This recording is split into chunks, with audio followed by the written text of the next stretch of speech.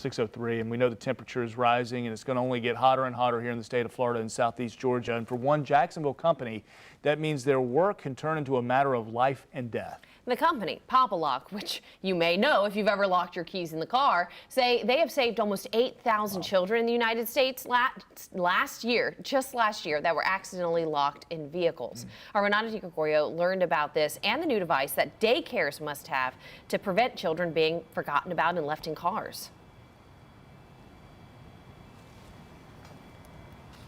Good morning. So this is really important. You might not know, but every year 38 children on average die from heat stroke from being locked in vehicles across the country. This is entirely preventable, and a new law in Florida, it's the first year for it, and it aims to try to stop this from happening. Of course, the parents, they're all scared and they're frantic and they're worried.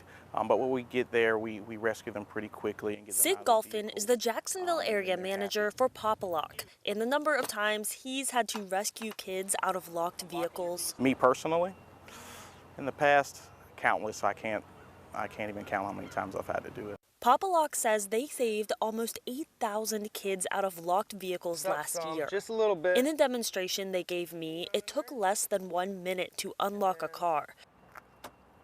We unlock it. But 13% of deaths involve a child left by a daycare provider. Because of a new Florida law, this year all vehicles used by daycares must have an alarm system that reminds the driver to check for children. So once I turn it off, you hear that beep?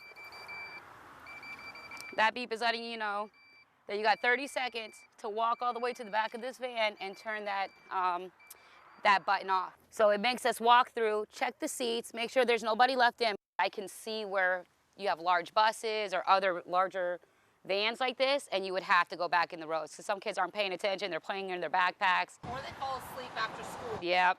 If this happens more often than you might think, these folks hope it's something you think about more often too. The temperature can rise 20 degrees in just 10 minutes in a hot car. In the next half hour, we're going to talk about how you could actually get a device like you saw with the van that's coming up.